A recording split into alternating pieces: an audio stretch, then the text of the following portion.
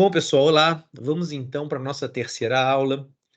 E hoje eu quero falar um pouco do que são direitos difusos, direitos coletivos, direitos individuais homogêneos. A gente sabe, né, na nossa atuação do Ministério Público do Trabalho, o que a gente mais faz é instaurar inquérito civil, apurar lesões com dimensão coletiva para conseguir do investigado que ele assine o TAC, o termo de ajustamento de conduta para regularizar a situação, tipo, parar de explorar trabalho escravo, adequar seu meio ambiente, não fraudar ocultando vínculos de emprego como se o pessoal fosse autônomo, enfim, né? Nossa atuação está muito voltada para tentar que a empresa se comprometa a parar de fazer o que fazia de errado em nível coletivo, o TAC. E se não assinar o TAC, vem a ação civil pública. Mas o fato é que nosso alvo sempre é a tutela coletiva. Sempre é a tutela de direitos difusos, coletivos ou individuais homogêneos. É muito importante lidar com esses conceitos.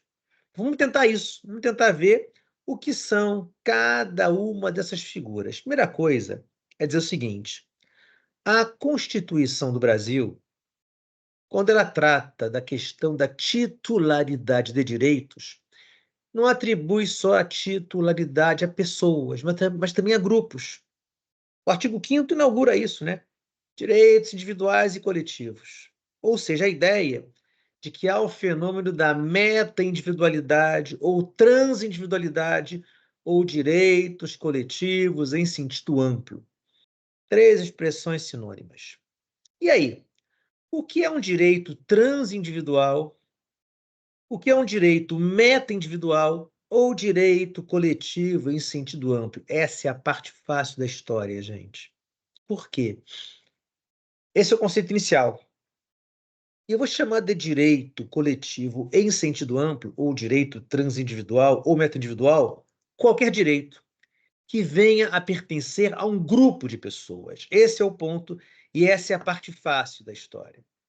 Se um certo direito tem por titular um grupo, está aí um direito coletivo, em sentido amplo, ou transindividual ou meta-individual. O grande problema está nas três subespécies. O que é um direito que, em sendo coletivo, em sentido amplo, é mais especificamente difuso, ou mais especificamente coletivo, em sentido estrito, ou até individual homogêneo.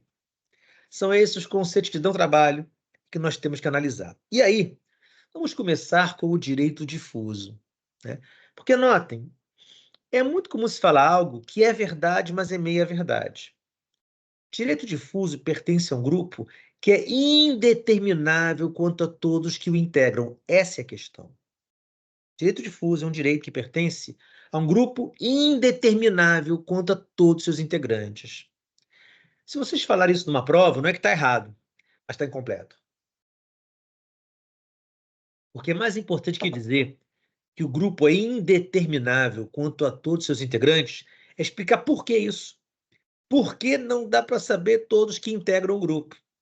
E aí vai entrar uma questão que é a seguinte: qualquer ciência usa o que as demais ciências produzem. Nem todos os conceitos que o direito usa são propriamente jurídicos. Vou dar um exemplo: o conceito de empresa. O conceito de empresa, quem produziu foi a economia. A atividade organizada, produtiva de bens e serviços com ânimo de lucro. Esse conceito básico de empresa vem lá da economia. Atividade organizada, produtiva de bens ou serviços com ânimo de lucro. Só que esse conceito é usado no direito do trabalho, no direito tributário, no direito empresarial nem se fala. Então, notem, é um conceito que não é nosso, é econômico. Mas usamos para cumprir nossa tarefa no campo do direito. Assédio moral.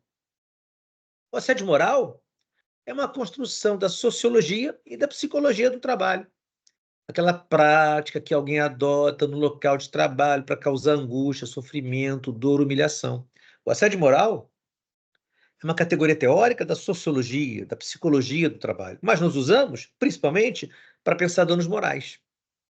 Então, notem, o que eu estou dizendo é que nem tudo que o direito usa é categoria que o direito mesmo produziu. Agora, tem categorias propriamente nossas. E é a esse ponto que eu queria chegar. A noção de direito difuso, a noção de direito coletivo em sentido estrito ou de direito individual homogêneo é uma noção nossa. E é aí que está o ponto. Toda categoria que é propriamente jurídica, você explica pela teoria da relação jurídica. Tem um sujeito, outro sujeito e uma vinculação de direitos e deveres. É a base da teoria do direito. Conceitos propriamente jurídicos são explicáveis pela teoria da relação jurídica. Crédito. Eu estou na posição de cobrar, alguém tem o dever de pagar. Propriedade. Eu tenho direito de uso, aos demais cabe respeitar. É sempre vínculo de um com o outro. É sempre um vínculo com o outro. Miguel Reale tinha razão. O direito é o mundo da alteridade, da relação com o outro. Pois bem, aí sim, vou dizer o seguinte para vocês. Direito difuso, coletivo em sentido estrito, ou individual homogêneo, não há sociólogo que explique o que isso é. Não há economista, antropólogo, historiador que explique o que essas figuras são, porque essa é a nossa praia. Esses conceitos são conceitos propriamente jurídicos. E aí, se é conceito jurídico, a explicação se dá pela teoria da relação jurídica. No fundo, gente, aí sim, eu posso voltar ao conceito que é um direito difuso. Direito difuso é um direito, sim, que pertence a um grupo de pessoas que eu não tenho como saber quais todas são. É um grupo indeterminável quanto aos seus componentes todos. Por quê? Porque não existem relações jurídicas que identificam todos os integrantes. Não tem relação jurídica, não tem relações jurídicas que identifiquem todos que integram o grupo. Sei que existe por quê? Por circunstâncias de fato. Querem ver só? O exemplo clássico de direito difuso, meio ambiente. Dá uma lida lá no artigo 225 da Constituição da República. O meio ambiente é um bem de uso comum do povo, todos, a ser garantido até para gerações futuras. É o que está escrito no artigo 225 da Constituição do país. É um direito que pertence até às gerações futuras. O direito aqui, pessoal, foi para muito além do nascituro. É gente que nem concebida foi, vai nascer daqui a séculos, talvez. Resultado, esse é um típico direito difuso. E aí eu posso voltar ao conceito. Direito difuso é o direito que pertence a um grupo indeterminável de pessoas e não tenho como saber quem são essas pessoas todas, porque não existem hoje relações jurídicas que identifiquem entre as pessoas. Pessoal, se o cara nem concebido foi, não está envolvido em uma relação jurídica atual. Mas eu sei que enquanto a humanidade caminhar, pessoas nascerão, gerações futuras virão. Essa é a questão. Então, notem, se estão numa prova lá, vai ter uma prova oral para juiz, né? Doutora, doutor, o que é um direito difuso? É um direito que pertence a um grupo indeterminável quanto a todos os seus componentes, porque não existem relações jurídicas que identifiquem essas pessoas agora. Mas, por circunstâncias fáticas, sei que esse grupo existe. Ponto importante. Quando a gente estuda, pessoal, é muito bom usar o exemplo. Por quê? O exemplo consolida o conhecimento. É bom. Você explica algo teoricamente, exemplifica. O que eu fiz aqui? Se o direito pertence a um grupo indeterminável de pessoas quanto a todos que integram o grupo. Não tem como saber essas pessoas quem elas são todas, porque não existem relações jurídicas que as identifiquem. Mas sei que elas existem por circunstâncias de fato. É difuso, exemplo, meio ambiente. Mas se de um lado o exemplo ajuda a estudar, o exemplo tem um problema. E qual é? Só exemplo pode viciar o conhecimento. Tipo, vocês podem sair daqui assim, ah, entendi. O direito é difuso quando é da humanidade. Pessoal, pode ser igualmente difuso, mas muito mais restrito. Querem um exemplo? Pensar um município pequeno no interior do Brasil. Tá lá. Aquele município pequeno, no interior do Brasil, tem um prefeito eleito que está lá cumprindo seu mandato. Pois bem, vamos imaginar que nesse município faltam 20 médicos. Hospital municipal, os postos municipais de saúde funcionam, mas há um desfalque de 20 médicos. A questão é essa. Pois bem, e se o prefeito contrata 20 médicos para trabalharem lá? Vamos imaginar que realmente não foi inchaço da máquina pública, faltavam sim 20 médicos. E ele escolhe os amigos dele. Podem até ser bons médicos, mas escolhe os amigos, cabos eleitorais e contrata sem concurso público. A gente sabe que o 37, inciso 2 da Constituição, prevê que o ingresso na administração pública tem que ser por concurso público. Resultado, esse prefeito não faz concurso e contrata 20 médicos. Vamos pressupor que faltavam mesmo 20 médicos, não foi inchar a administração pública com gente que nem vai trabalhar. E vai que os médicos são até bons médicos. Quem que esse prefeito prejudicou? Se foram bons médicos, a sociedade até vai ser atendida por eles. E bem, o problema é que esse prefeito prejudicou quem faria o concurso público tivesse ele lançado o edital. Não tenho como saber quem são tais pessoas, porque o edital não existiu, mas eu sei, por regras de experiência, por dados de fato, que se ele tivesse lançado o edital, alguém se inscreveria. Perceba o seguinte: a pessoa foi prejudicada e mal sabe disso, ela não sabe disso.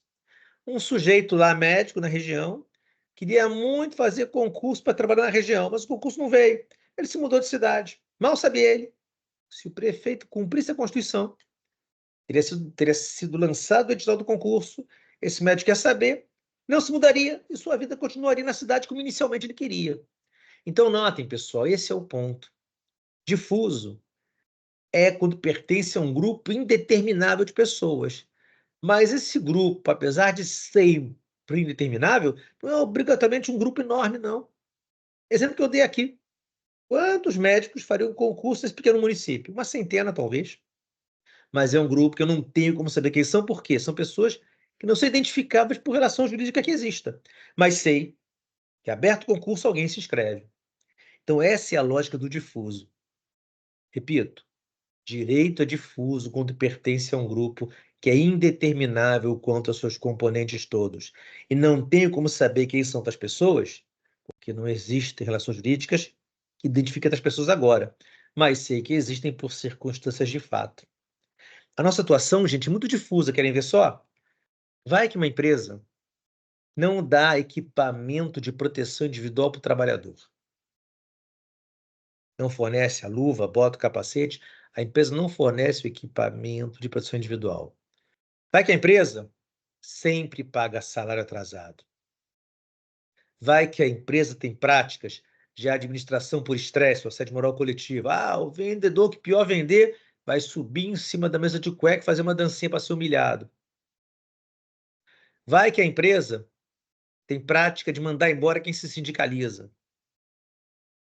Se você não coibir tais práticas, elas continuarem, pessoas que nem estão na empresa agora vão ser afetadas por isso.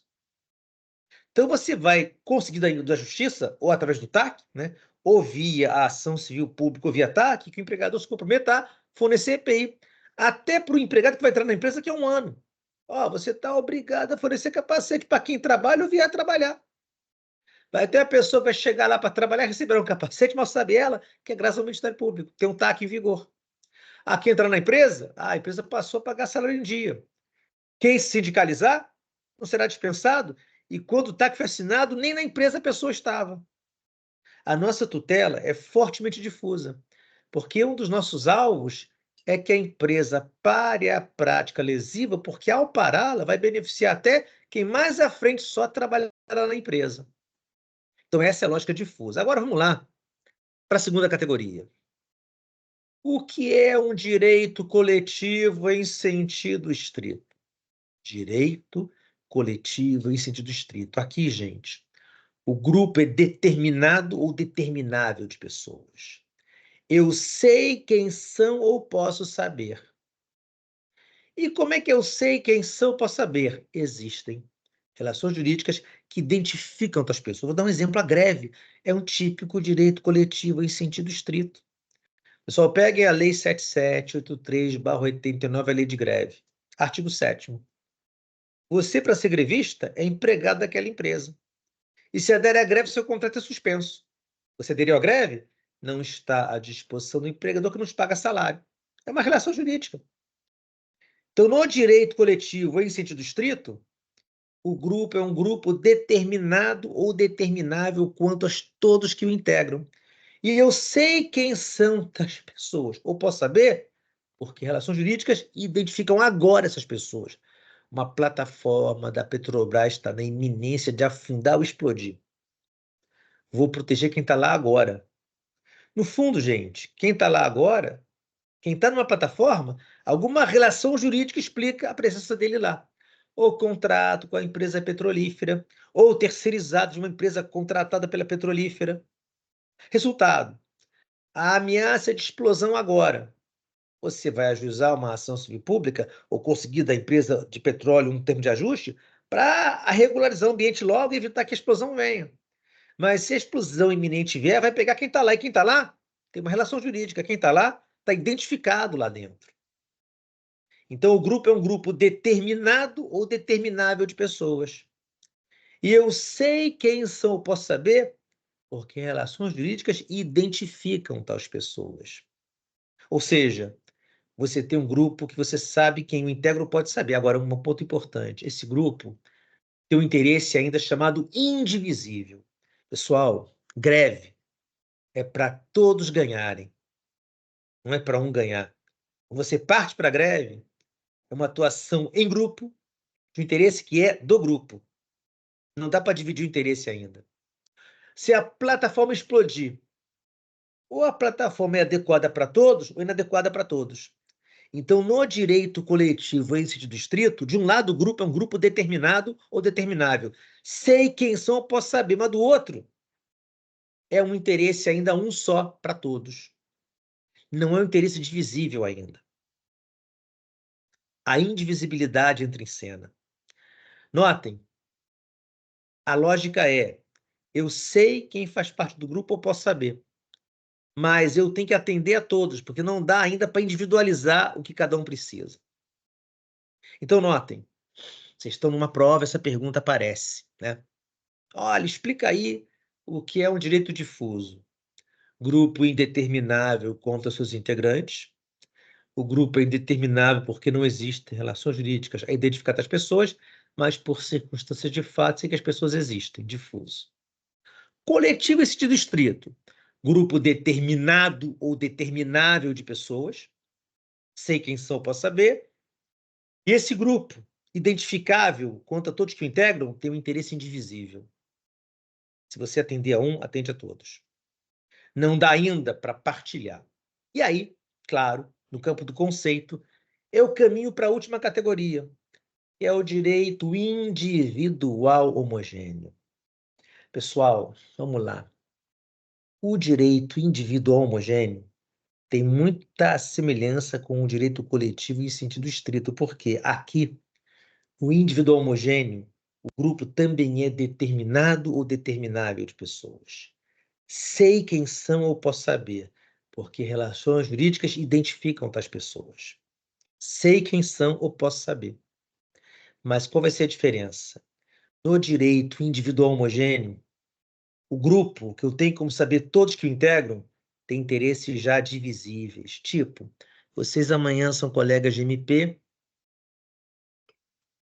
e lá vamos nós numa operação de trabalho escravo. Vai que é numa fazenda, gente.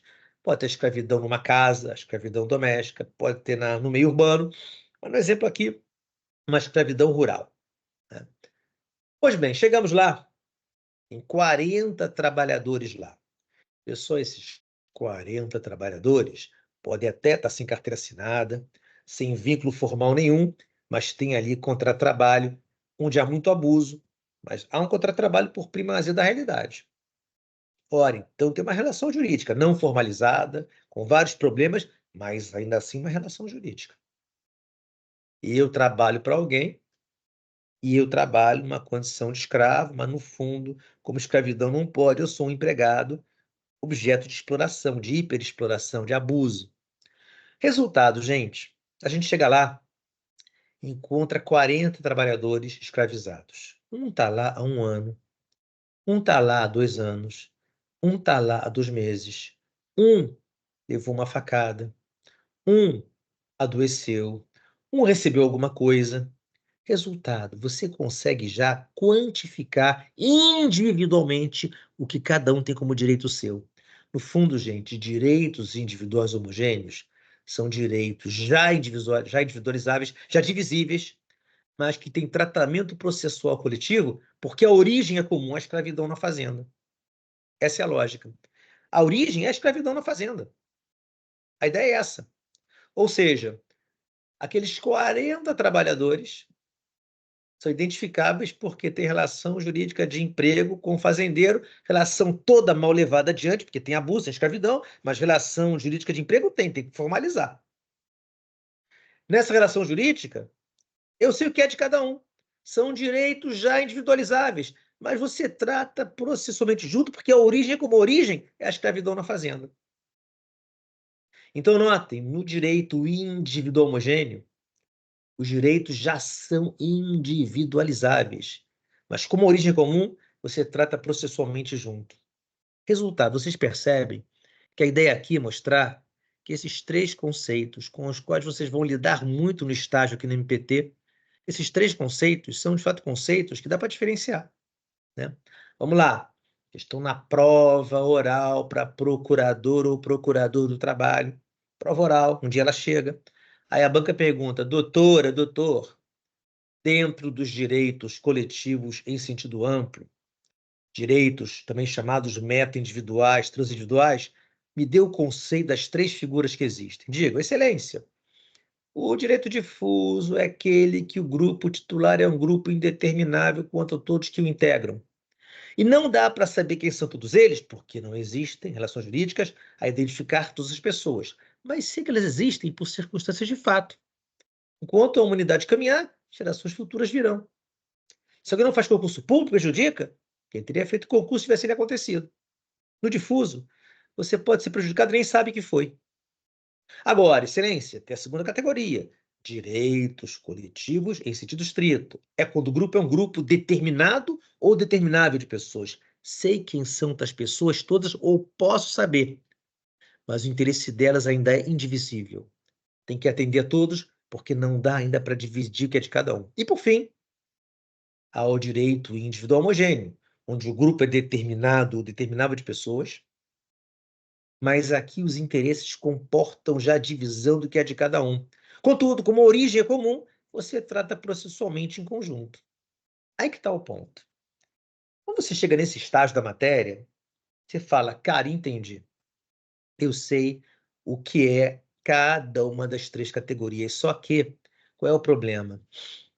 Não adianta saber quais são as três categorias, tem que saber como é que elas funcionam. No fundo, gente, cuidado, porque, de fato, direitos coletivos são uma coisa só. Você trata de forma difusa, coletiva ou individual homogênea muito em função de como você atua e em que momento você está na história. Querem ver só? Vou trazer um exemplo consumerista, lá do direito do consumidor.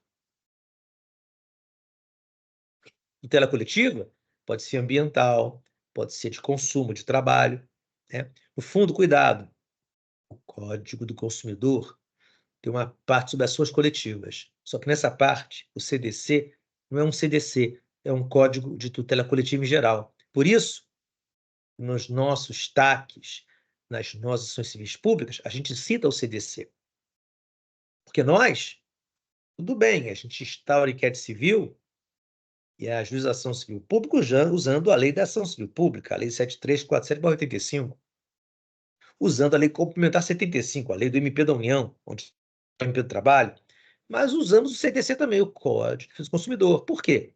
Porque na parte de ações coletivas, ele alcança também qualquer tutela coletiva e não só aquelas que são consumeristas. O CDC na parte processual é mais do que um CDC.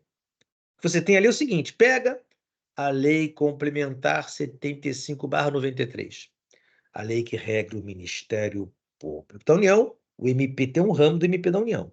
Pega a Lei Complementar 75/93. Pega a Lei da Ação Civil Pública 73.485 e junta com o CDC, é um microsistema de tutela coletiva que se usa em matéria trabalhista. O CPC, o CDC, tem aplicação trabalhista na parte processual. Mas, enfim, voltando ao assunto. Pegar um exemplo consumerista. Vamos imaginar que uma montadora de veículo monta um veículo novo e o coloca na praça. Até aí, nada de novo no mundo, né? Uma montadora lança um carro novo e tenta emplacar o carro no mercado consumidor. Aí esse carro é comprado por alguns consumidores, vê aquela propaganda forte, coisa nova, carro muito bom. Consumidores compram, viram proprietários, ou por leasing, possuidores diretos. Então o carro está lá na mão do consumidor. Só que esses carros têm um problema no processo de montagem deles, de maneira que, na mão do consumidor, esses carros estão pegando fogo. Vício no processo lá de montagem do carro. O carro pega fogo. Isso vira um inquérito civil, não no MP do Trabalho, claro. E, pois bem, fato é que o Ministério Público, como a empresa não aceita assinar o termo de ajustamento de conduta, né? A empresa recusa assinar o termo para ajustar a conduta, o Ministério Público ingressa com a ação civil pública e formula 3 pedidos. Nós sabemos que pedidos face à mesma parte, se cumuláveis, pedidos face à mesma parte, se compatíveis, podem ser cumulados num só processo. O réu é o mesmo. Os pedidos são coerentes entre si, posso acumular numa só ação. Resultado, o Ministério Público, é Ministério Público, no caso, não é do Trabalho, é o Ministério Público, move uma ação civil pública e formula 3 pedidos. Pedido número 1, condenação da empresa a cumprir obrigação de fazer, consistente em mudar seu processo produtivo em tais aspectos, sob pena de multa diária de R$ 100.000. Pedido 1. Pedido A, dessa petição inicial de uma ação civil pública, matéria de tutela coletiva do consumidor. Condenação da montadora a mudar seu processo produtivo em tais e tais aspectos, sob pena de multa diária de R$ 100.000, se não cumprir. Pessoal, quem você está protegendo? Qual consumidor você protege se o carro em questão nem montado foi? Gente, se o carro nem montado foi, sei lá quem vai adquiri-lo quando ele for montado e colocar no mercado de trabalho.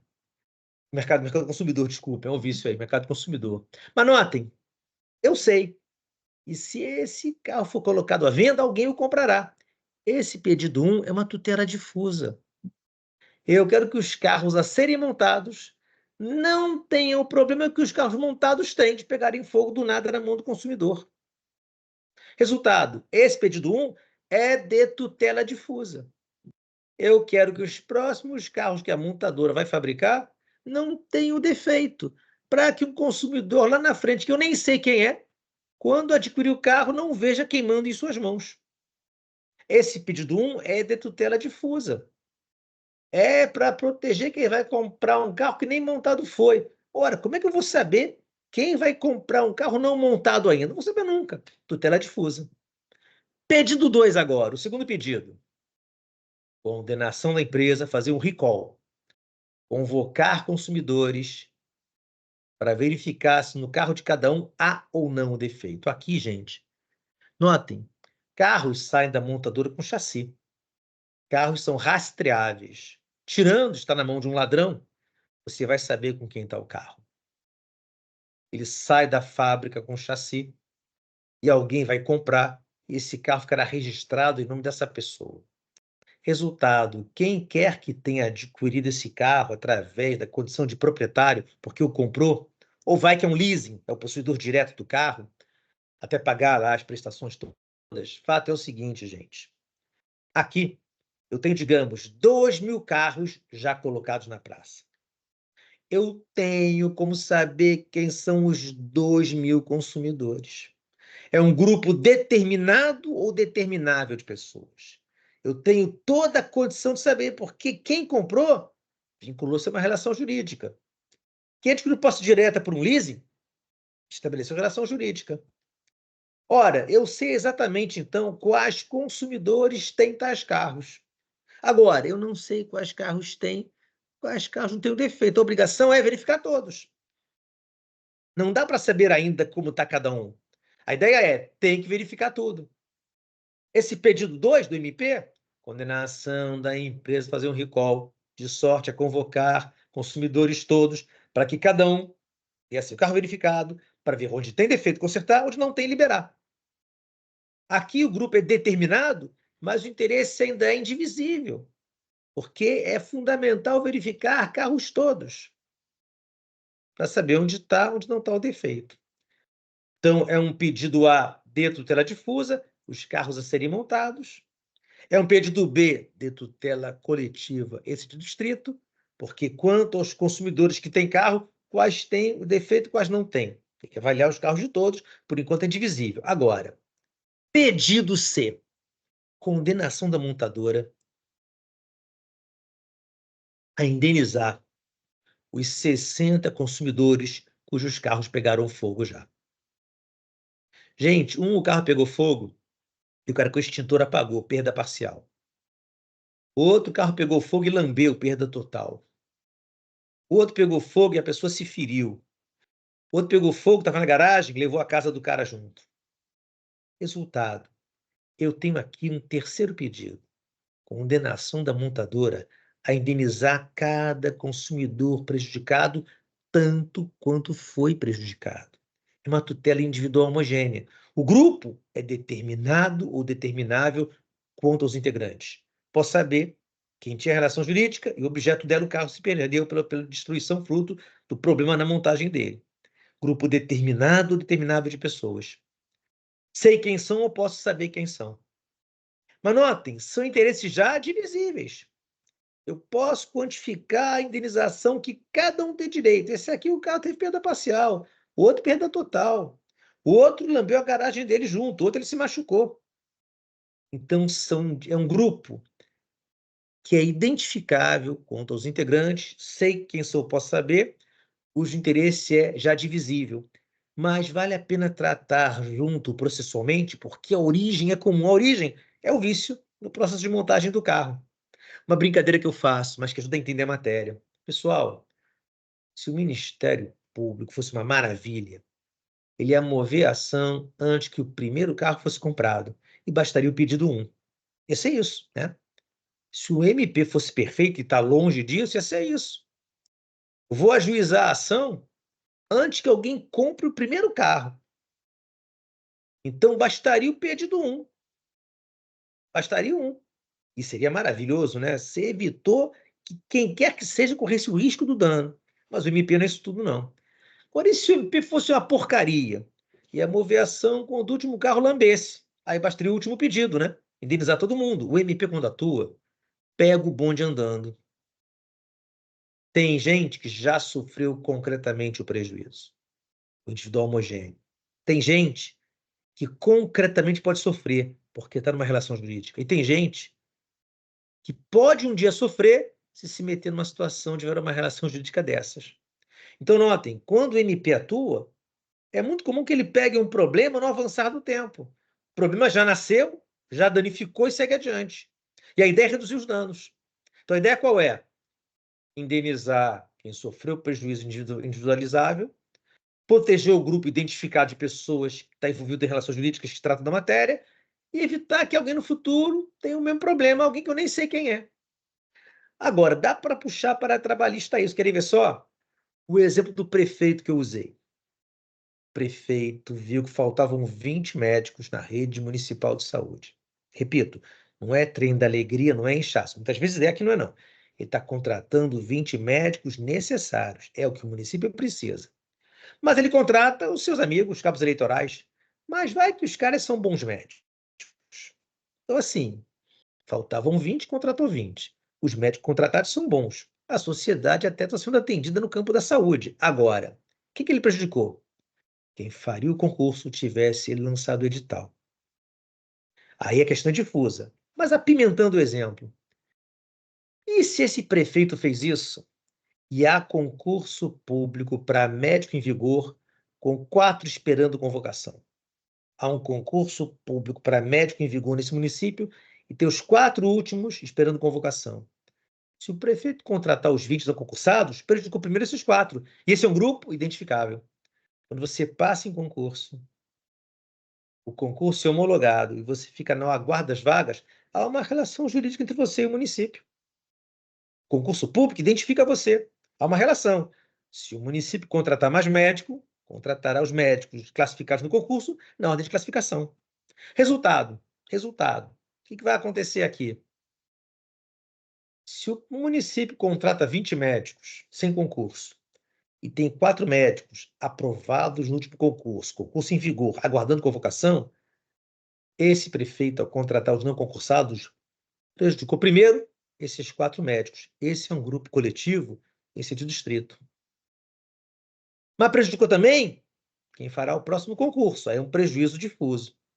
Então, cuidado, porque é muito importante entender essas categorias, não só para compreender a atuação, mas para elaborar as nossas petições iniciais. Perceber que eu vou ter que fazer pedidos, às vezes, das naturezas todas. Vou ter que fazer pedido individual homogêneo, coletivo de distrito e também difuso, né? Uma história interessante, né? Esse é um artigo que eu li há muito tempo atrás e perdi esse artigo, uma pena. É um bom exemplo, não é trabalhista, mas é um bom exemplo. Um promotor de justiça, na nossa cidade de São Paulo, tinha atribuição criminal. Perfeito. Ele constatou, e muitos inquéritos policiais chegavam para ele. Eram crimes culposos de trânsito na mesma esquina. Foi o que ele constatou. Olha, eu estou vendo aqui, toda semana chegam inquéritos dos mais variados delitos, mas há um número significativo de delitos culposos de trânsito naquela esquina. Ele foi olhar a esquina e percebeu que era um local pessimamente sinalizado. E aí encaminhou ofício, né, às autoridades municipais para sinalizarem o local. E os acidentes diminuíram. Foi uma tutela coletiva difusa. Tem um sujeito que está levando sua vida de boa, mal sabe ele que se não tivesse sido colocada a sinalização mês passado, ele ia ser atropelado esse mês. Mas a vida tomou outro rumo porque a sinalização veio. Ou seja, você acaba não sabendo quem você protegeu, mas protegeu alguém. Porque se a sinalização não fosse colocada, alguém atropelaria e alguém seria atropelado. Drama para o atropelado, mas para o atropelador também. Evitado. Então a ideia da coletiva é essa, né? Um exemplo trabalhista já. Ele vê só como as coisas são, né? Você vai numa unidade de saúde. Sempre tem lá o abrigo de resíduos para guardar lixo e lixo hospitalar. O abrigo de resíduos é para o lixo hospitalar. O abrigo de resíduos, local fechado. O tampão da lata tem que estar fechada, a tampa pode estar entreaberta, fechada. E se janela tem, é com tela para o inseto não entrar. É isso. Então, saco fechado, colocar no latão do abrigo de resíduos, latão fechado, e tela para o inseto não entrar. Aí, vamos imaginar que a gestão da unidade médica é ruim. O saco que está com lixo hospitalar está rasgado. Então, é um saco rasgado de lixo hospitalar. O saco rasgado está num latão que tão cheio está que a tampa não fecha mais, fica aberto. Então, assim, já perdi 2 barreiras. O saco, o lixo hospitalar está rasgado. O latão onde coloca esse saco com outros está tão cheio que não fecha mais, está aberto. Então tem um saco rasgado exposto. E a tela está mal mantida, está com buracos. O insetinho entra no abrigo de resíduos, porque a tela está rasgada. Ele vai até o latão que está aberto e chega ao saco que está com rasgo e entra. Ele é um transmissor de uma doença, talvez. E a pessoa que está passando na rua mal saberá por que pegou essa doença. Então, cuidado, porque a tutela difusa tem a ver com isso, né? Você, quando protege o trabalhador, protege mais que o trabalhador às vezes, né? Uma fábrica emana poluentes. Primeiras vítimas, trabalhador. Segundo grupo de vítimas, os moradores do local próximo. O difuso não tem fronteira, é difuso por isso. Então, cuidado, porque a ideia é, na nossa tutela coletiva, procure olhar para isso, para quem já sofreu o dano. Ou seja, a pessoa tem um dano já causado, portanto, um dano individualizável. Mas se há origem comum para danos que outras pessoas sofreram, é o individual homogêneo. Depois pegue um grupo de pessoas que têm relações jurídicas, que se identificam e estão sujeitos ao mesmo risco indivisível. É o coletivo de distrito. E é fundamental que ela prática cesse para não pegar pessoas que nem estão envolvidas hoje com tais situações, mas podem estar no futuro.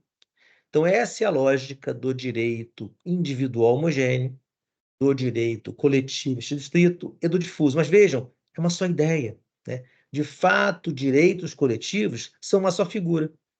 E quando você atua, faz o que você encontra, você define se a tutela é difusa, distrito até individual homogêneo. Não há uma diferença de essência nisso. Entenderam, pessoal, até aqui? Pois bem, eu queria agora ver se vocês têm perguntas sobre isso. Vamos lá, hora das perguntas. Vamos lá, podem perguntar. É a hora. Abre o microfone e pergunta, pessoal, para ter um debate aqui também.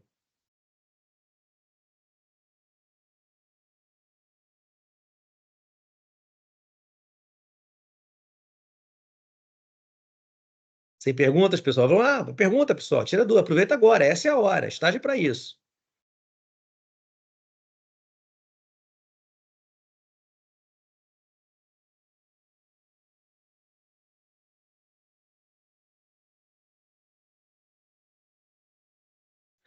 Bom, galera, então assim, já que não tem pergunta, tem nenhum problema, sem nenhum problema não.